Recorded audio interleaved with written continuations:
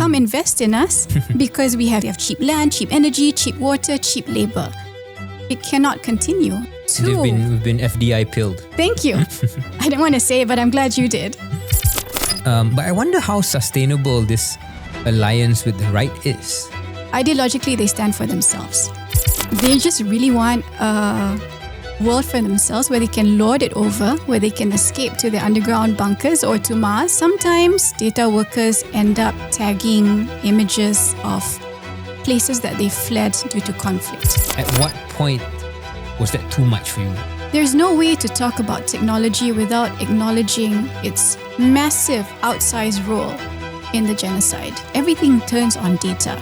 These were classifications imposed on us by our colonial masters that we accept as now local. Anything that you've changed your mind on lately? How many Singaporeans readily admit that food in Malaysia is much better than in Singapore? It's the best part of this episode.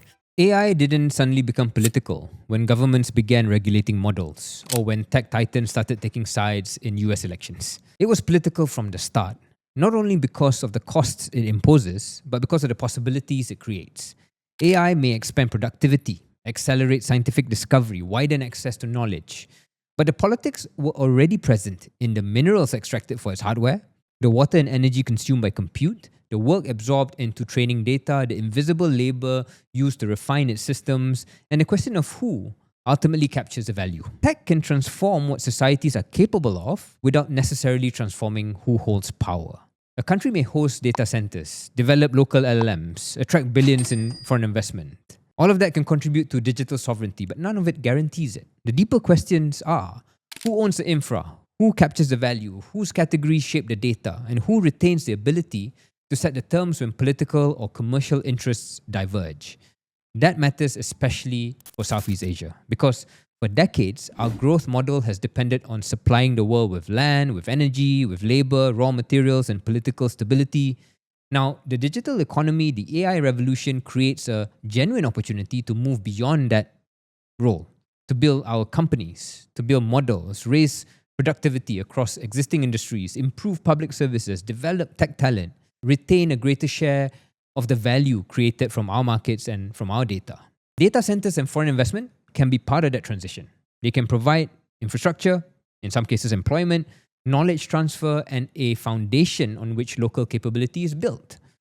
Participation can be a path towards greater sovereignty, but it's not enough and it's not a substitute for sovereignty. The risk here is that we stop at participation.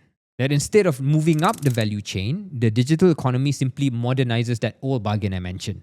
Instead of assembling electronics, we host compute. Instead of exporting commodities, we export data. Instead of providing cheap factory labor, we provide the invisible human work that trains AI models.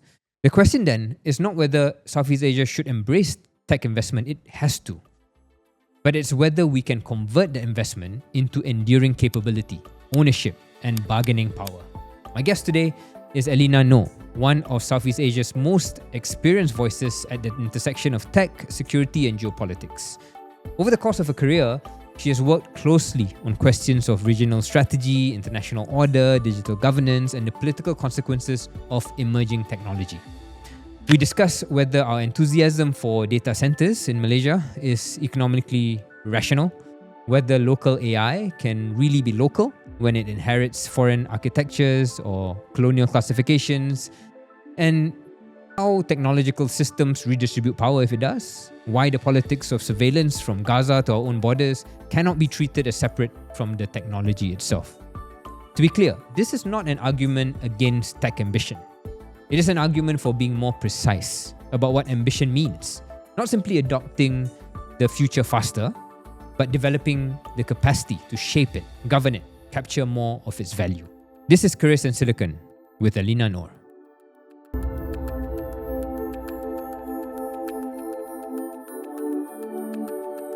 Elina Noor, welcome to Keris Silicon. Thank you for having me. You've been one of the leading voices, at least in this region, questioning how we make sure AI is ethical, AI safety. Maybe sketch out for us in a considered way, in a 2-minute version, what your position actually is. Perhaps beginning with the colonial infrastructure legacy point that you make, maybe ending with what agency means in the age of AI for countries that are not superpowers. 2-minute version? Try. I'll try.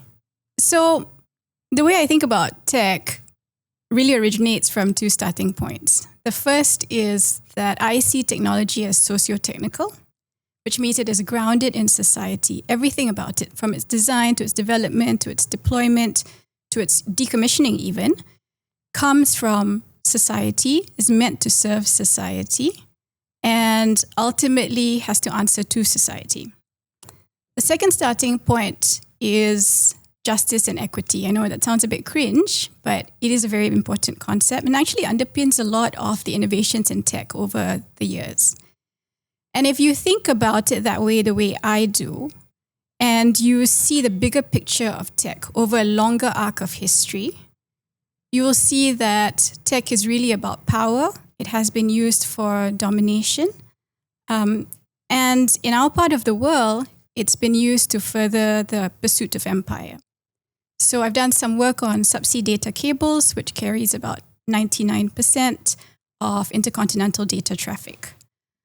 These cables would not have been possible in the early years when they were telegraph data cables, not the fiber optic ones that we have today. They would not have been possible without the insulation that was provided by a specific type of rubber trees, getah perca, that was endemic to Malaysia, what we now know of as Malaysia, but Malaya, Borneo, and Singapore in particular. And when the British decided to expand empire and control of their colonial outposts, whether in India or in Australia, Canada, they decided that these cables obviously had to be insulated with a certain type of latex and decided to decimate some 20 plus million trees of getah perca in our part of the world solely in order for them to be able to dominate the world. And so I think if we think about this example and others I'm sure we'll be talking about, for me, the underpinnings of tech based on this idea of society and social justice should be at the forefront of many of our conversations around tech in this region. Before we go deeper, I want to make one observation. So I think people like yourself who problematize tech and want to remind us about the historical and the political that underpins the technical that tends to be the focus of discussion about tech often get labeled in quite unflattering ways. Techno-pessimists, deceleracionists, Luddites. If you read, Andreessen's manifesto, I think he explicitly calls out people like you. People talk about AI safety and ethics as essentially standing in the way of civilizational progress. I wonder what that makes you feel and whether in the framing of what you do, you wonder if you're making, whether it changes how you frame things or whether, if anything, it makes you even clearer that your critique is warranted. It's a very reductionist way of looking at things, I feel, to label people as either techno-optimists or techno-pessimists. I'm not a Luddite. I have many devices, probably far too many than I need. Mm-hmm. And I rely a lot on technology, as many of us do. And part of that is just because we have no choice these days. So much of our lives is built on technology.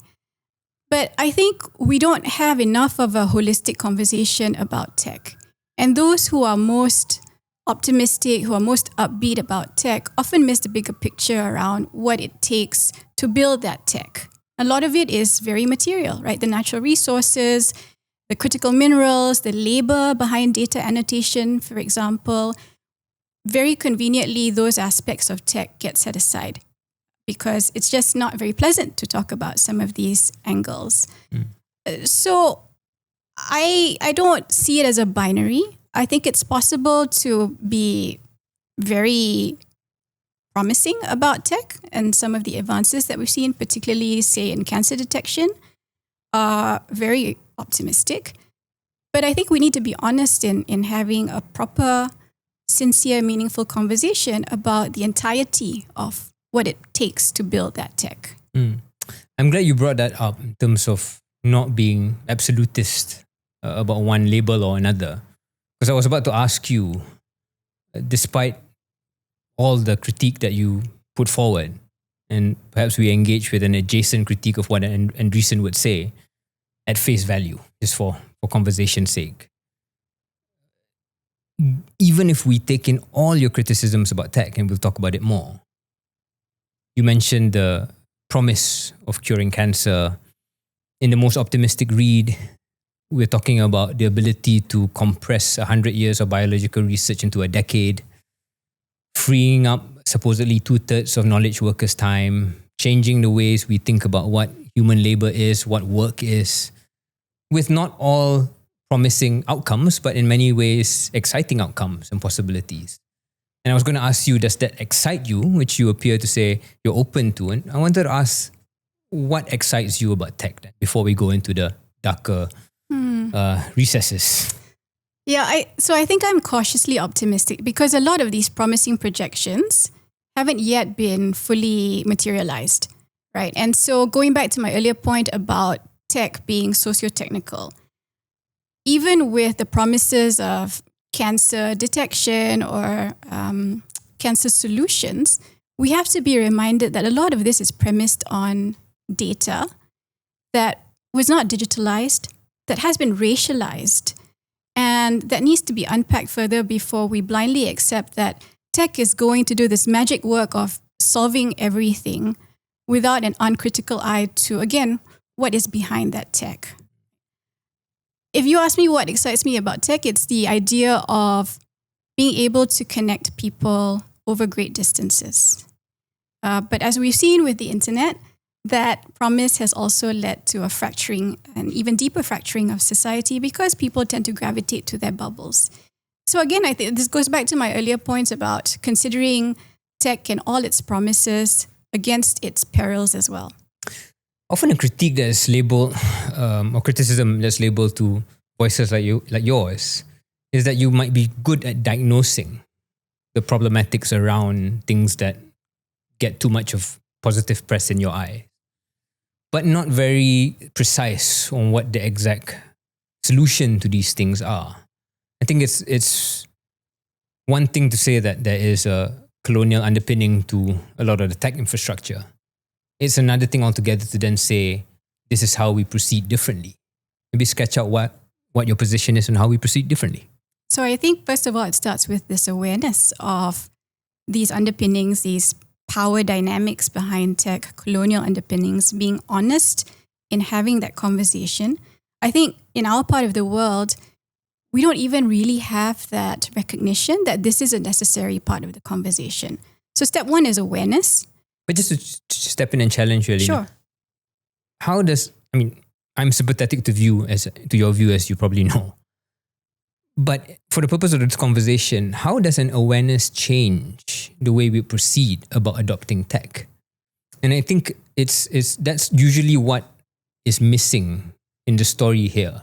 Because accepting the colonial underpinnings or the problematics in terms of history, there is a position you could put forward, and I'm going to put forward this position to you now, which is that the battle you want to wage is largely lost.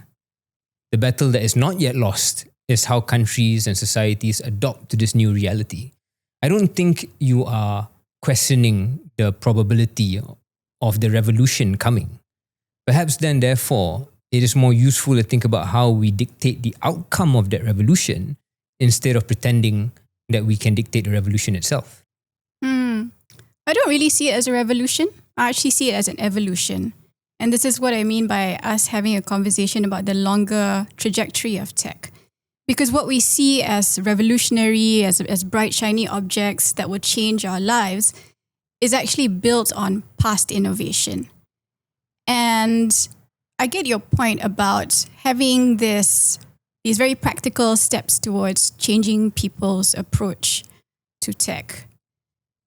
But I still hold on to my argument that we need to be aware, first of all, that there is this dimension of tech. We're not having this conversation enough. Mm-hmm.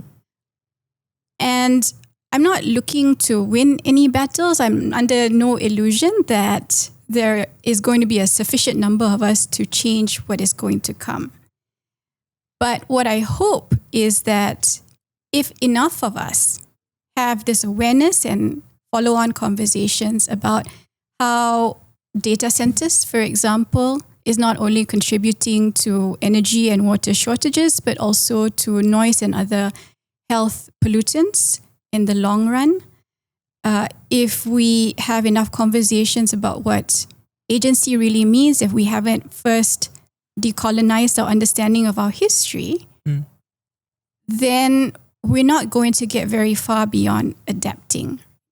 And I want to push back against this idea of adapting, because this is what we've been doing in the global majority for decades, if not centuries in some cases, particularly with indigenous communities. If we accept the idea that we are simply going to adapt because change is upon us, then I don't think we're doing ourselves any favors. Okay, so then tell us how you think what is the path that is not about adapting or adopting tech until you feel it is sufficiently reflective of the norms, values, and the problematics that you put forward? Because I guess to sketch this out again, or to reposition my earlier question, it's obviously a hypersimplified way of looking at things, but if you bear with me, you could say, I will not adopt or adapt until and unless certain metrics or certain values, certain things about the revolution fit my morals or my ethics. So that's one position.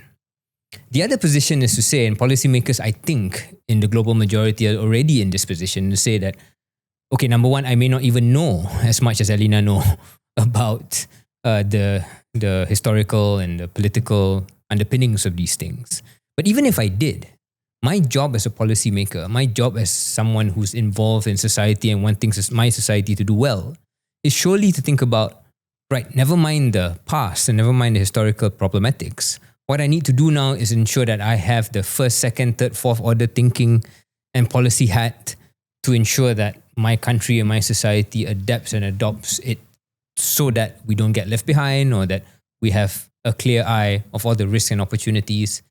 And this revolution that's upon us, or evolution that's upon us, is something that we respond to correctly for prosperity of the country. Isn't that the battle? That's what I meant. Isn't that the battle that's worth waging, instead of this largely academic exercise for being critical of the historical underpinnings?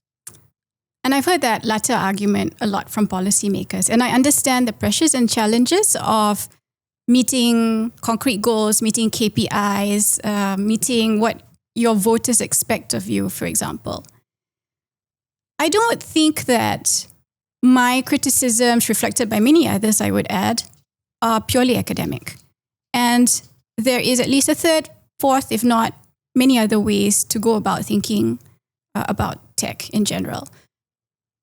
I'll give you an example. So, and I guess I'll set the scene for that with a question. I think we need to ask ourselves how we think about development. And again, I know this sounds philosophical and abstract. It's okay, we're here for that. But if we have in mind the idea that development needs to be gleaming steel and glass buildings, it needs to be the latest tech, then maybe we need to question what it is that we're aiming for with those goals. The indigenous communities of North America, of New Zealand, for example, have, I think, set the stage for one way of looking at data governance. Given their historical experiences with those in power, those in authority, many of these communities have said, we will take ownership of our data and we will govern it in a way that we see fit. So in our part of the world, we often think of the protection of data in very individualistic terms, right? So that's why we have our Personal Data Protection Act. Many countries have the same. And we've modeled it on the European, very individualistic way of protecting data. And there is great merit to that. But we don't think of data as a community asset to be protected, preserved, and nurtured.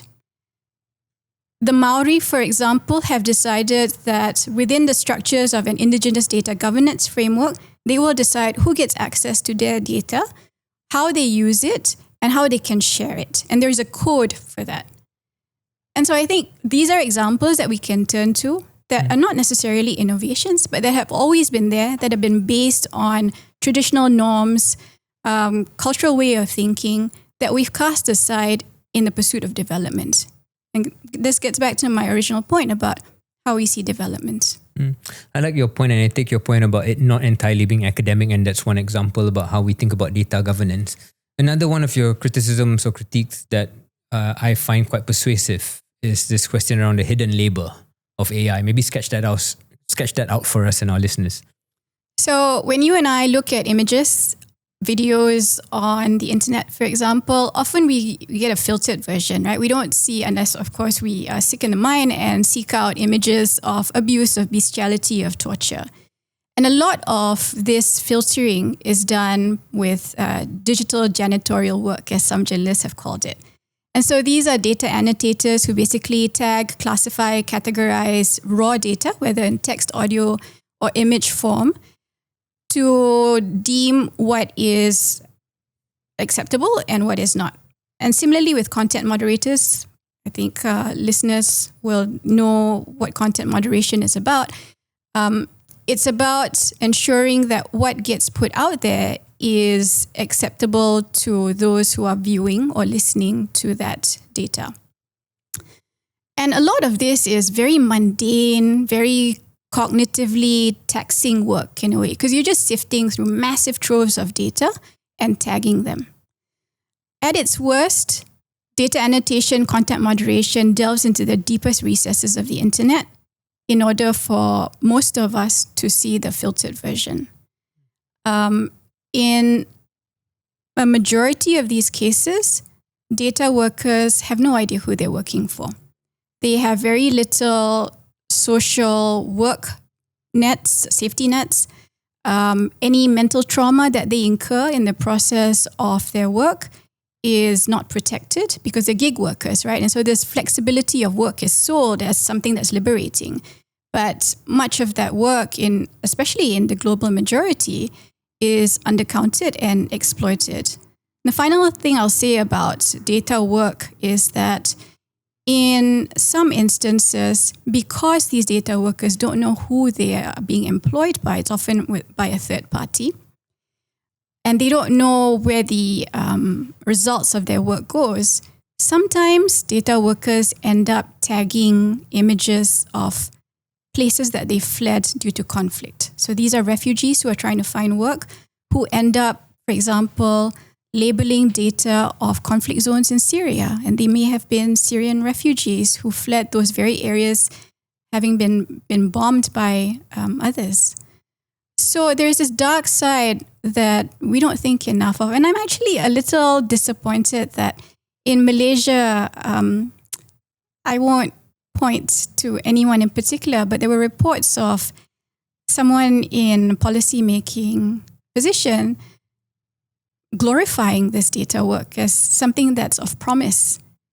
And this is part of the vast trove of employment opportunities for Malaysians, data work, annotation, content moderation. I think you've raised some really important points on this hidden labor cost.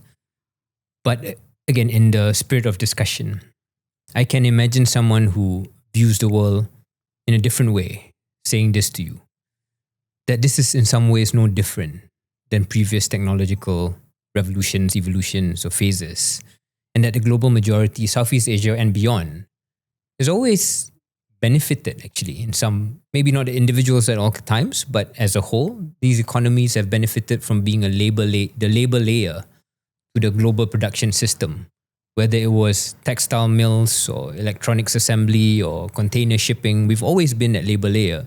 And as countries and as economies, at least on a macro sense, one could argue that we've benefited a lot from it.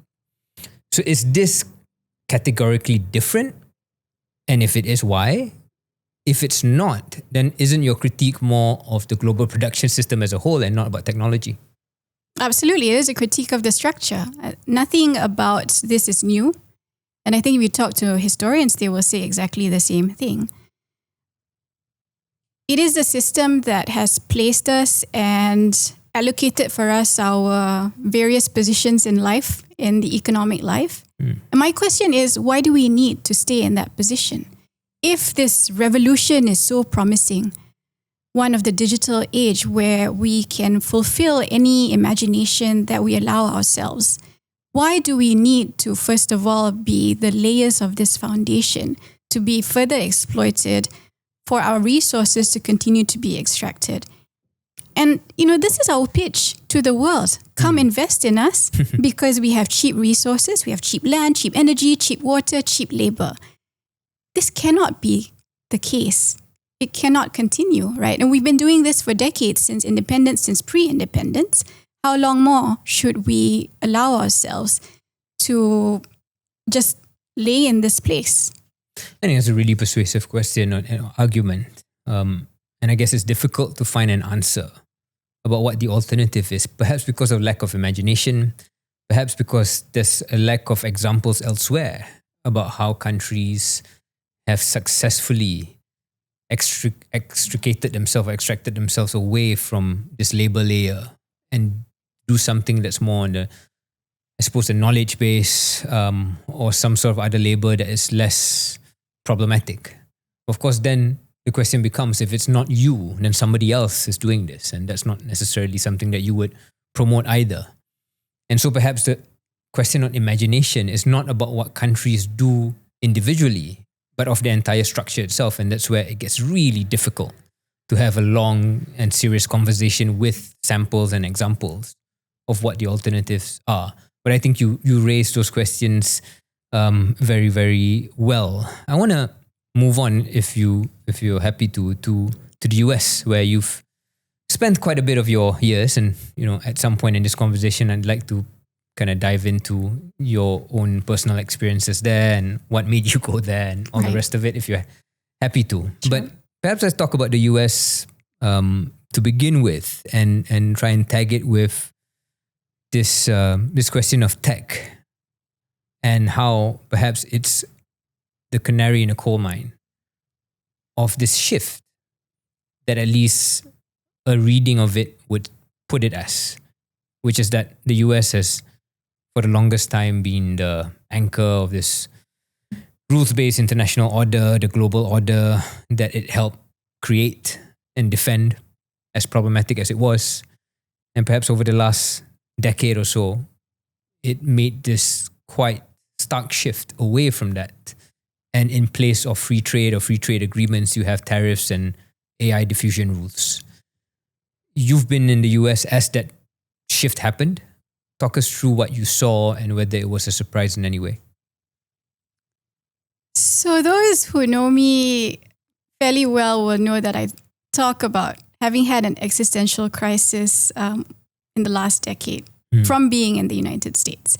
And I think all of us, especially in this part of the world, recognize that there is this great power imbalance, and the US has been top of the food chain. But I don't think I saw it to be as stark as over the last decade. And as I unpacked a little more about US history and talked to people whom I would not have ordinarily spoken to, I started to realize that actually what we're seeing now is just a continuation of coercion, whether done economically or militarily, over the US's entire history. And so those of us who are more acquainted, more familiar with US history will know that none of this is particularly new and shouldn't particularly shock us. Because if you look at the history of the US's founding, it was bloodshed and violence. And that violence has only taken perhaps more polite forms over the centuries that the US has come into existence. What we're now seeing in the past 12, 15 years is just a rawer example of what the US is capable of doing, has done, in fact, in many parts of the world, including our own. And this will probably continue to be an underpinning of US politics moving forward. So I think those who think that this is an aberration in US history probably have not been talking to many other communities in the United States itself, which has borne the brunt of US political violence. So I'm not the person who's going to stand up for the US foreign policy. But I guess one argument that I would have heard over the years is that you should not compare the US with a Malaysia or Thailand or even a Britain in the 21st century at least. But you should compare it with Britain at the height of its colonial powers. And you should compare the US with hegemons of the past. And a favorable reading of the US hegemonic behavior is that compared to the hegemons of the past, it has delivered on global prosperity, even with all the problematics and even with all the distributional problems. It's still, compared to other hegemons of the past, a fairly benign empire. Now, you can see as I pause in my remarks, I'm also clear that there's a lot of problems in that, but do you find any sympathy with that sentiment?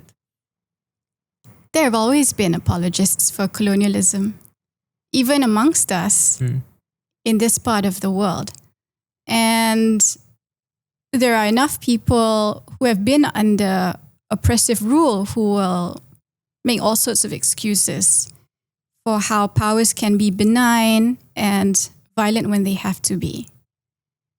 But for me, the basic question of why this even has to be so is the one that should be discussed.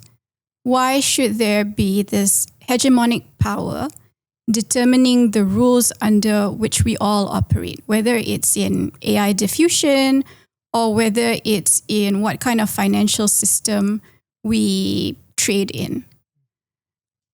US economic coercion has always been there, regardless of whether it's been a blue party or a red party in power. When the British ruled the world, or much of the world, there were locals in Southeast Asia who profited off of that rule. And so what we're seeing now is no different from past imperial misadventures. But I remain very strongly opposed to the idea of even that sort of rule, even if some stand to profit from it.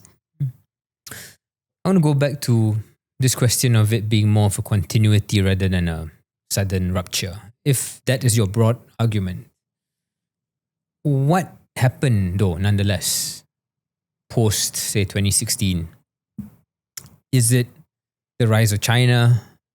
Is it certain internal contradictions within the US system and society that reared its head in a way that was more stark than before, that's led to this, in your words, starker, rawer form of what was always there? There have been examples in the past. Vietnam was one of those examples. Vietnam, in our parents' generation, was yet another illustration of this raw military power being used in far-flung places from Washington. Whether it is West Asia, take your pick, right? Iraq, Libya, Palestine, that is our Vietnam of today. And so this continuation goes through its cycles. I don't think there was any particular rupture that brought about Trump's win in 2016. It was, for me, a slow burn that probably reached its zenith in this cycle with an African American occupying the White House. Economic decline in a way, and the start of the US sliding into reputational not a crisis, but I think people really started questioning US leadership at that point. There were all these misadventures. Under Obama, there was supposed to be this pivot to Asia. And then that project got sidetracked by many other things, domestic and international events. And so this confluence of both domestic and international developments, I think, really helped to speed up, accelerate the voting in of Trump, and kind of set in motion what we're seeing today. There is a reading that says that this is what's happening in the last couple of years is about an empire that's failing and flailing. And this is the last throes of that empire. I think we've heard that reading many a time. There's a different reading though that says that sure, they're using their final stretch of power and hegemony to do AI diffusion, to block access to the best technology, as is their right in their eyes. But that actually guarantees another century of dominance. And so we shouldn't hurry or rush to say that this is the end of empire. Where does that argument sit with you? How does it stretch empire into the next century? In the sense that technology, being not just reflective of this moment for America, but becomes an instrument of extending its position of dominance because of diffusion laws, because of all the rest of the kind of policies that both Biden and Trump have put in place. I think there's some truth to the idea that the sudden demise of the US empire is imminent, as in the next few decades. Technology is something that the US undoubtedly has an upper hand in right now. But you have China that it's scaling up its production and sophistication of that production of even chips. Granted, there are only a few major players with high-end computing chips right now, for example. But I think it's only a matter of time where the US is going to have very serious competition and the rest of the world will have greater market competition, which can only be good for us. So I am not of the camp that we're going to see the US fall very quickly. Mm-hmm. But I also think that there are countries right now that are smaller than the United States, larger than the United States, that are trying to carve out their own paths to a digital future. And they're doing that very seriously. So again, I don't see things in black and white. And I don't think many of us should. That's fair. I wanted to extend this conversation around tech in the US. There's an accepted reading that big tech in the, I suppose, 1990s, 2000s, 2010s was firmly within the Californian liberal universe. But that big tech now has shifted quite decisively rightward. And more than just being donors to the Trump campaign, they also have designs of being a driver of the philosophical underpinnings of the new right, if you can use that term, with technological determinism at its center, or if you believe Varoufakis, then techno-feudalism at its center. But I wonder how sustainable this alliance with the right is, and whether you see a world in which big tech and Silicon Valley may at some point face a two-front problem. The left critique, I think, writes itself, and you would be a proponent of that, presumably, around data governance, around privacy, around wealth inequality, concentration of it, digital sweatshop, and all the rest of it. But even the MAGA right, I would have thought at some point, has to wake up to the reality that, or will wake up to the reality, or their reality, that big tech retains the elite coastal type of lifestyle and projections that was supposed to be anathema to what MAGA is. That's something that I always found curious. At what point does this alliance break, if it does? So 3 points in response. First is, you had brought up this idea that one of the arguments, I think, from big tech is that with technology, there'll be more knowledge workers who'll have free time to paint, to draw, indulge in poetry and music, right? Who is going to have all this time if most of us are going to be annotating data? And I think it will solidify this idea, this class separatism between who controls the tech and who uses the tech and trains the tech.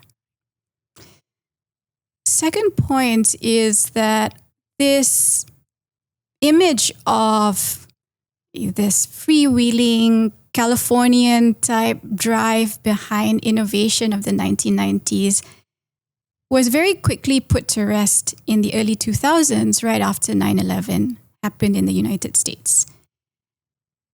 And tech then, as we know from the Edward Snowden revelations, was in very firmly behind all the surveillance technologies that were deployed throughout the United States, but also the rest of the world, in order to secure the safety of Americans in the quote-unquote homeland.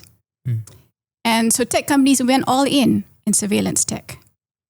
Which leads me to my third point, which is that this surveillance tech has provided the foundations for what we see today, where surveillance tech is now being weaponized against the same class of people doing all this dirty work to build tech. It's being deployed at borders everywhere, from the US-Mexico one to even our part of the world. And so this idea that whether tech moguls were neoliberal in the past and now have become neoconservative, I think leads us into this fallacy about where they stand ideologically. Ideologically, they stand for themselves.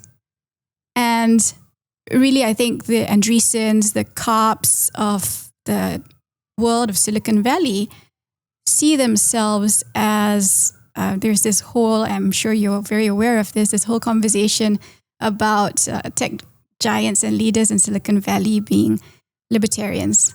They just really want a world for themselves where they can lord it over, where they can escape to their underground bunkers or to Mars if they prefer, to escape the troubles of the world.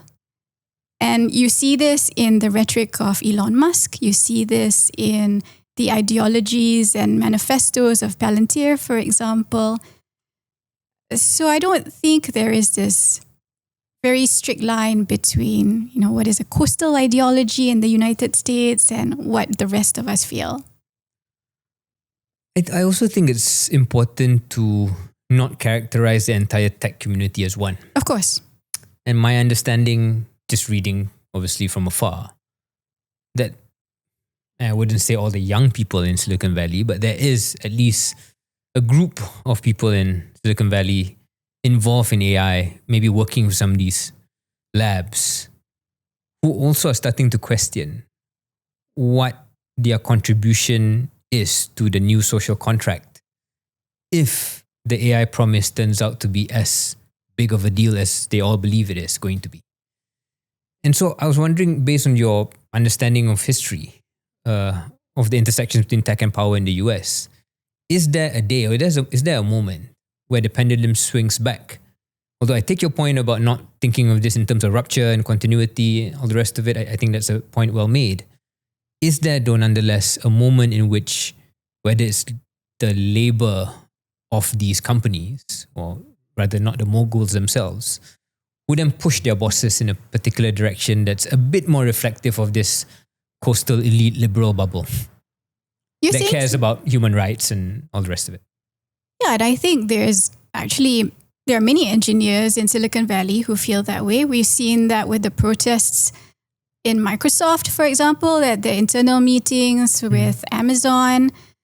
But the system is not going to allow for that wave to really wash over big tech, right? Even small tech.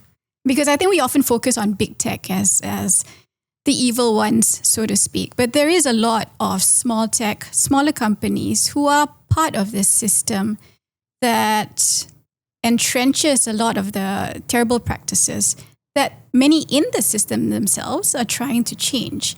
I don't think we're at that point yet where we're going to hit that critical mass where things are going to change. But there is that build-up that we're seeing now with campaigns like No Tech for Apartheid, No Asia for Apartheid, primarily targeted at Microsoft.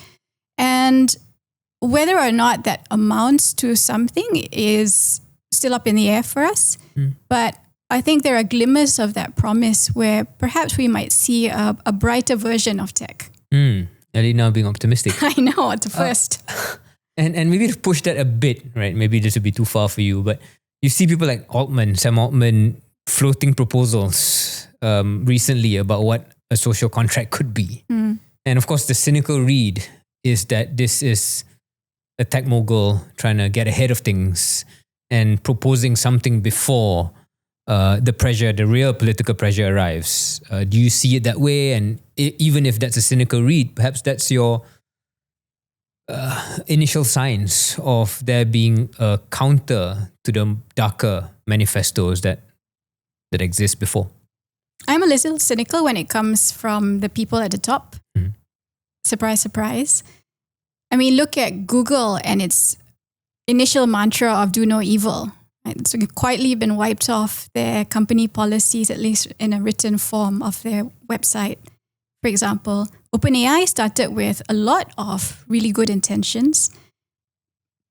Microsoft nominally has this injunction against serving militaries. And look where all that is now.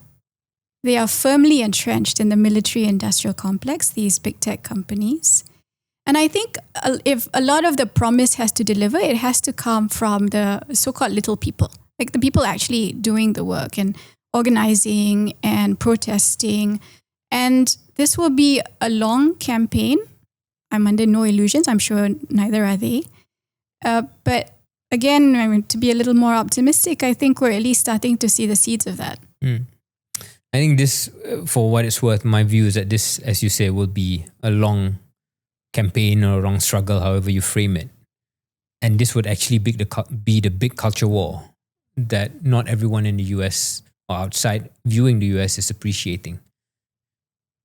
Obviously, for justifiable reasons, a lot of the conversations around culture wars have been about immigration and what ICE has been doing. But I think the next phase will be this tension between labor and capital, this age-old struggle between labor and capital, but manifested through the lens of what big tech does and what both its workers and also consumers, I suppose, would expect of it. And I'm not certain how that plays out, but it will definitely be a struggle worth viewing from afar. Maybe moving away from the US, back to something closer to home, Southeast Asia. You've, in the first part of a conversation, already discussed a bit about what you want our role to be. That's not just extractive or feeding into it in an extractive manner. I wanted to push you again. Like, how would you, if you had it your way, how would you want to envisage not just Malaysia, but like a Southeast Asia strategy around tech? What can we actually do differently? Ideally, we would work together in the region to figure out some third, fourth, fifth way, right? But the reality is that Southeast Asian countries are competing amongst each other to be the data center hub, to be the AI hub, to be every other hub related to technology you can imagine. And it doesn't make sense for each of us to be competing at a scale that is unsustainable. Just climatically, we are not in the right part of the world to be a data center hub. My understanding is that the ideal temperature range for data centers is between, I think it's 18 to 27 degrees Celsius.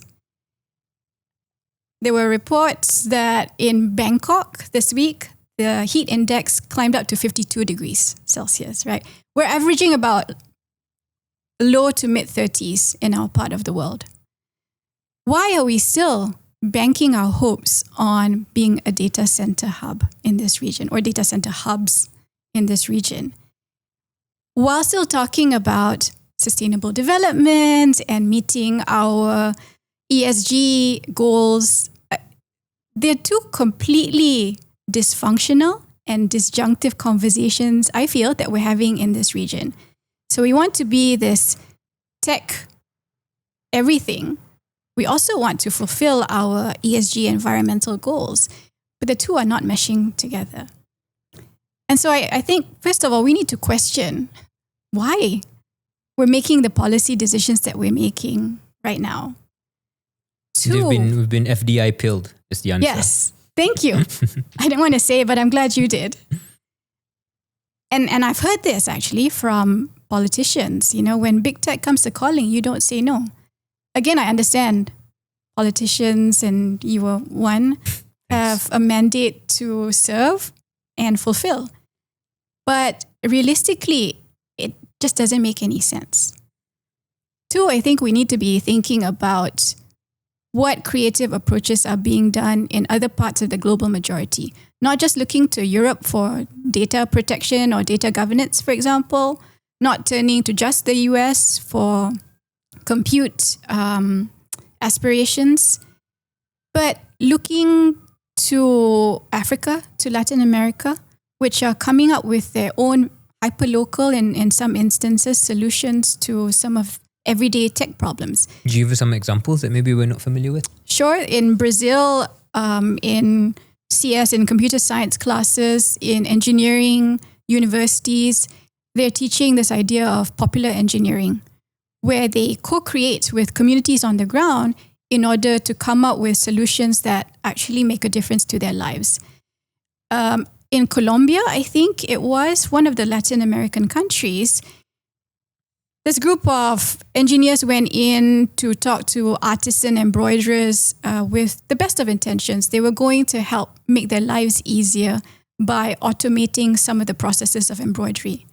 And then as they spoke to these embroiderers, they realized that they were actually going to displace those artisans. And so they switched tactics and said, we will perhaps make it easier for you to design some of these embroidery pieces, but they will actually, the embroiderers will be the ones to keep making those pieces themselves by hand. And so just talking to local communities, understanding their problems, not everything has to be scaled up. Not everything has to be about big data or data centers of the largest proportions. Sometimes the most useful tech solutions are the smallest.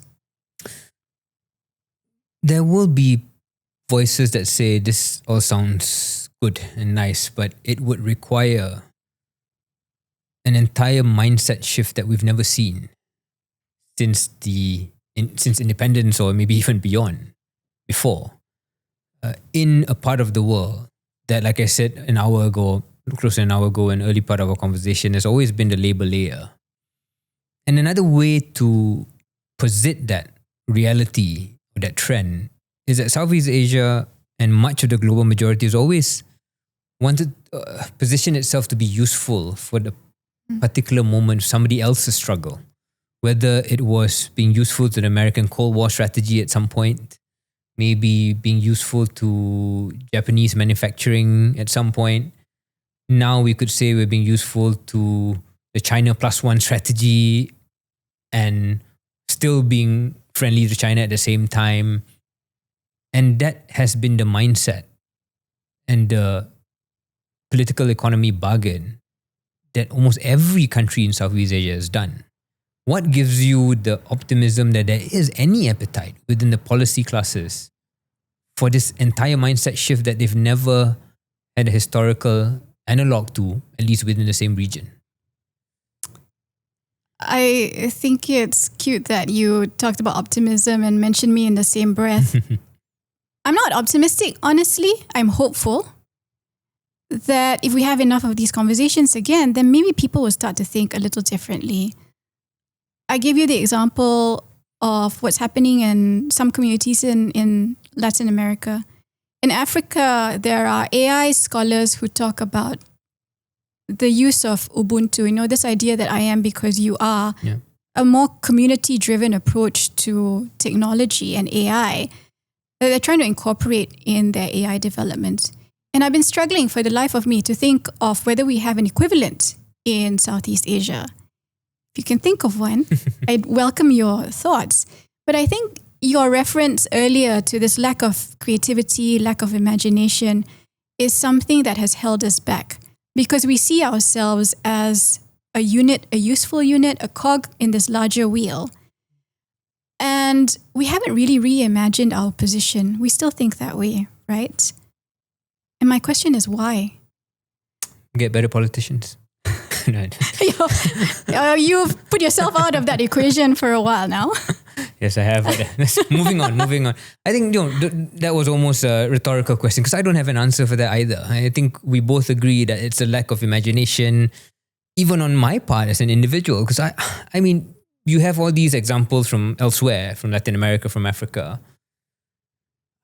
Just knowing what we know of Southeast Asian societies, where we've been sold and we do believe this idea of progress as prosperity, progress as material prosperity, is very difficult, even at a human, individual, family level, to ask people to reimagine what development is or what the worthwhile life is, when what we're chasing are still these kind of material markers that have its own allure. And therefore, within one's lifetime or within much less an election cycle, it's going to be near impossible to persuade a class of people in policy-making circles to think about development in a far radically different way. So that's, I guess, where I get jammed up. And perhaps then the question for both of us is, speaking about these things is in some way cathartic, but not to be nihilistic, but to kind of bring us back down to earth. I wonder whether this is less about changing the policy or more about changing our posture to the same policy. And therefore, there's a limit to what actually is achievable, even with the awareness that someone like you brings to the table. I don't know if you've got any extra thoughts on that. I just say that, sure, we're aware of these challenges, but that doesn't mean that we can't continue to ensure there are friction points in this trajectory. And I think every opportunity that I get to ask questions, I will certainly use that opportunity. Another example, we think of progress as efficiency. So in many Southeast Asian countries now, you can quote unquote waltz in through the border using biometric recognition. And for me, this is just like a little shop of horrors. Where is our data going? We have so many recorded data breaches annually in Malaysia, Indonesia, other parts of Southeast Asia. And yet nobody is questioning where our data is being stored, what else is it being used for, at the price of efficiency and speed to get through these borders. And there's been no public consultation on erecting any of these facial recognition or biometric recognition gates at the borders. We've just simply come to accept it. So the idea is not to roll over and accept progress. It is to keep asking, what is this for? Which is what I try to do. I've been yelled at borders in Malaysia, in Indonesia, and in Singapore. They've just been very puzzled as to why I wouldn't just accept this efficiency. But I do ask questions when I can. This is jumping ahead to something a bit more personal, but do you find yourself sometimes lonely in this set of questions that you ask and this struggle, and where you find other people, like your Singapore example, being puzzled? Yeah. Because they've made a different bargain and they can't see why you're not making the same. I have my little group of tree hugger friends, I think, that helps keep me afloat. Invite me to your thing once in a while. Not all the time. Not all the time. There's a lot of rage, but there's also a lot of hope. And funnily enough, I am probably going to dig a hole for myself here by saying that I'm not one of those flag-waving, banner-carrying feminists. And very often, I don't know that there is a point to feminism just for the sake of feminism. But my observation is that in many of these circles that keep questioning what the point of tech is, happens to be amongst women, overwhelmingly so. The computer scientists who are raising these questions are women. Timnit Gebru, Meredith Whittaker, these are all people with real CS creds, and they are questioning the ethics and the governance trajectories of AI, for example. And I don't know if there is any gender valuation to this, but my observation has been that amongst women in particular, we seem to be more concerned about the risks of tech than many men in the same field do. No, that's me off the invite list then. You're invited. Going back to our Southeast Asia kind of global majority conversation, any sort of green shoots that make you feel, again, this word hopeful, optimistic? Sovereign AI is a term that's bandied about and it means a million different things to different people. But is that perhaps where we see the beginnings of the sense of keeping sovereignty in your own particularistic view of tech being used in its proponents? I'm not a fan of the term sovereign AI, but I get that it aims at more autonomy and agency. So I think for many of us in this region, having our own language models is a step forward. What we need to next do is to understand the data that is being fed into these models in order to really reclaim that agency. What do I mean by this? There are many terms that we take for granted as locally used. One good term in the region is this use of Middle East to describe countries in the Arab region. And again, I try to ask a lot of questions, and I've asked many of my colleagues in government around the region why they refer to that part of the world as the Middle East. And often it's met by a few seconds of reflection. And then quickly by the realization that actually that is not the right frame of reference to be used in our thought, much less in our official documents. Malaysia actually stands out as an aberration. We actually use the term West Asia. But I think these points of reference that we often take for granted, that we paste on official documents, we don't give a thought to what we assume to be local.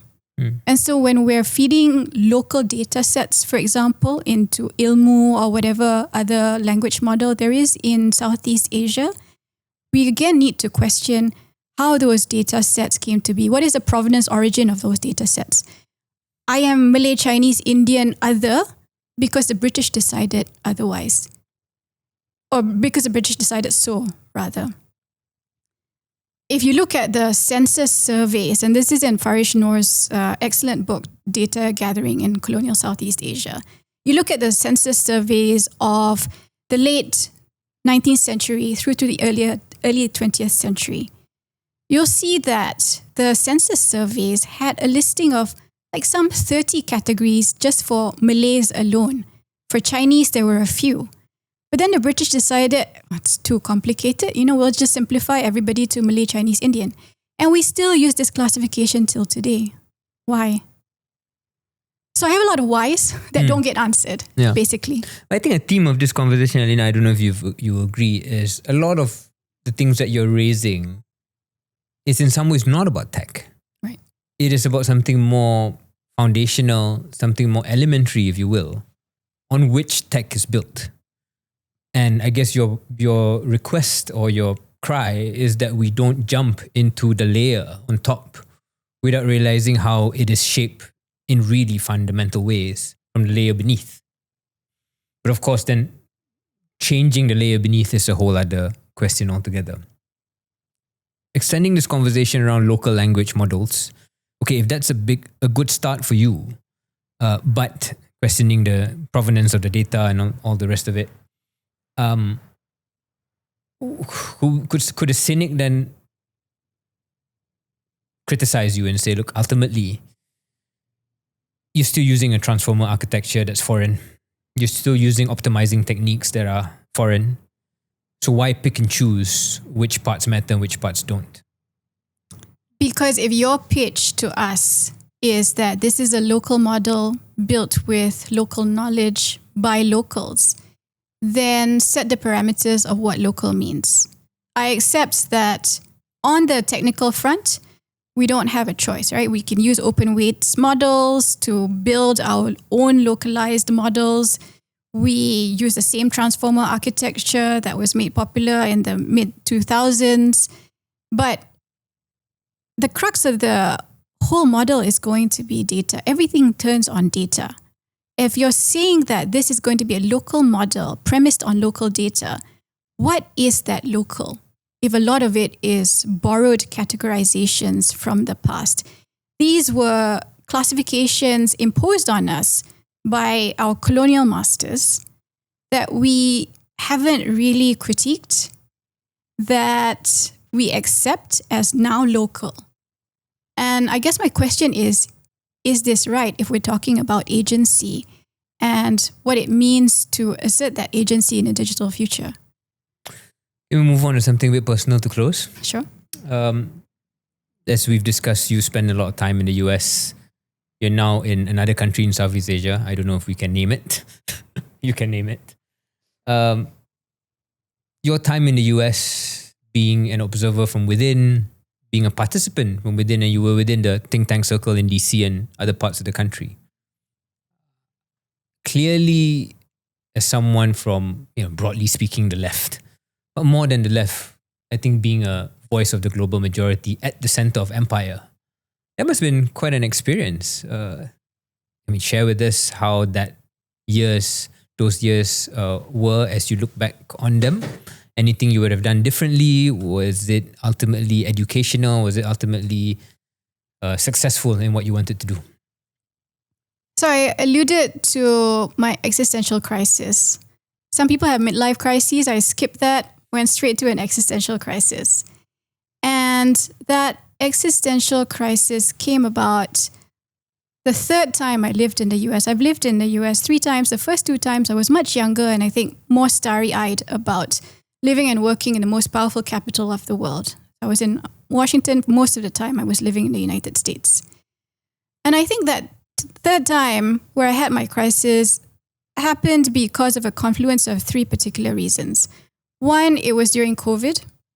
2, it was at the height of the George Floyd murder that really made me think about power.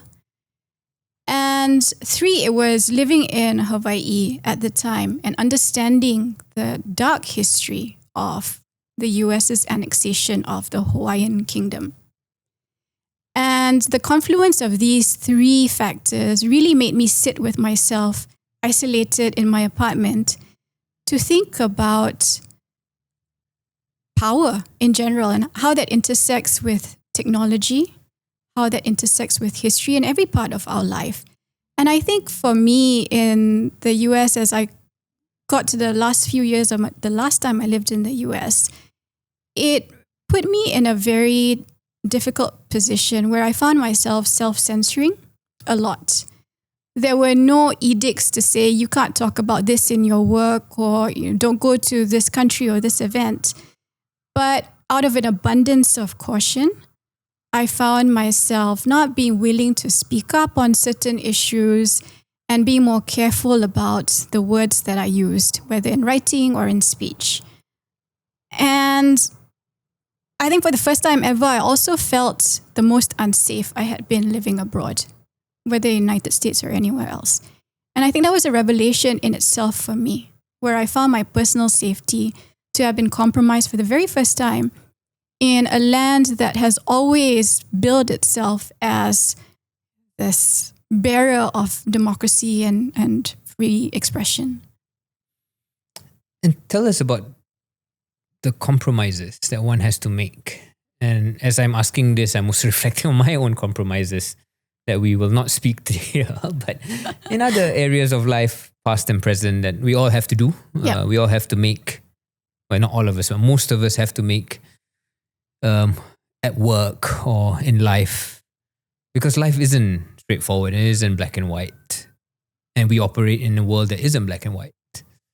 To the extent you're comfortable sharing, was that part of what was grating you, like in terms of the compromises you had to make? And like you already alluded to some of the things that you were careful about. At what point was that too much for you if it was? I felt a lot safer to begin pushing the envelope once I was out of the United States, which itself brings on a new insecurity of, will I be able to get into the United States without any problems the next time around?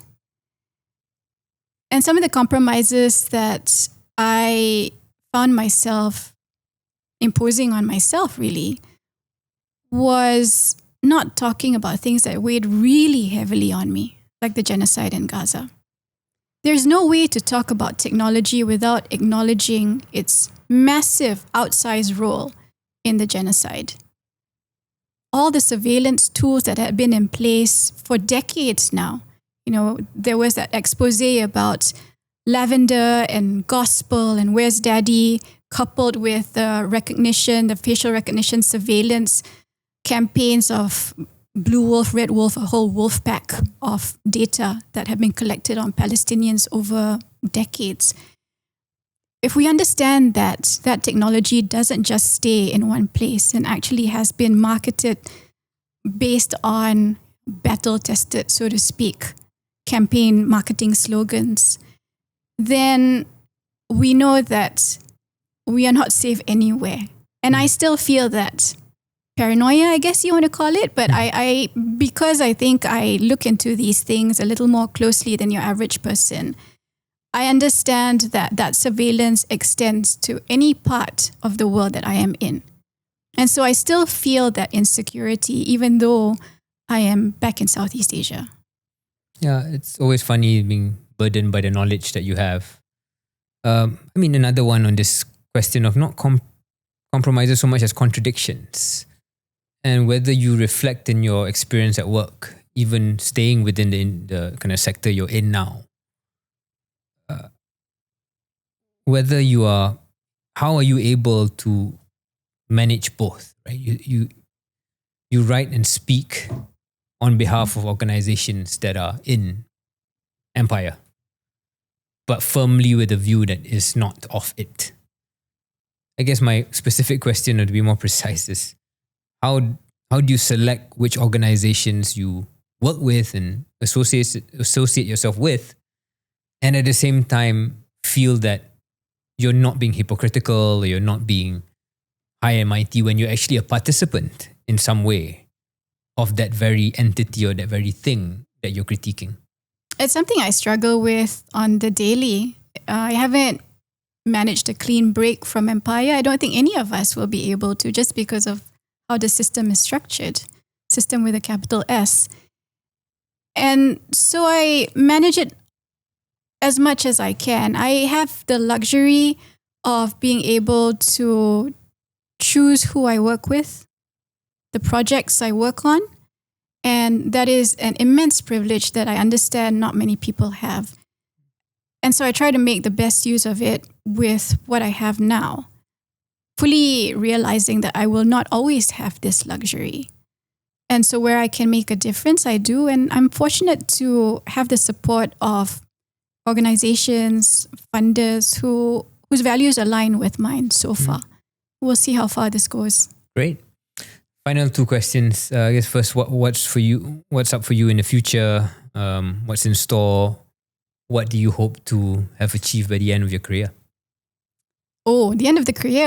That's a little morbid, but I think what I hope to carry on working on is connecting the dots between different disciplines in tech, whether it's history, whether it's geography, sociology, linguistics, how these all fit into that one idea of tech. I also hope to go back to my roots of being an international lawyer, and I've been fortunate to have been included in a number of discussions that take me back to my early days of idealism, where I focused on laws of war in particular, and I'm going to try to do more work on how that is changing in light of the technical and technological innovations we're seeing on the battlefield. We try and do this thing every episode. The last question is there anything that you've changed your mind on lately? So I'll say that I've been mildly surprised. I live in Singapore now, I've been mildly surprised by how many Singaporeans readily admit that food in Malaysia is much better than in Singapore. It's the best part of this episode. That's it. Yeah, no, that's a good note to end on, Elina Noor. Thank you very much. Thank you.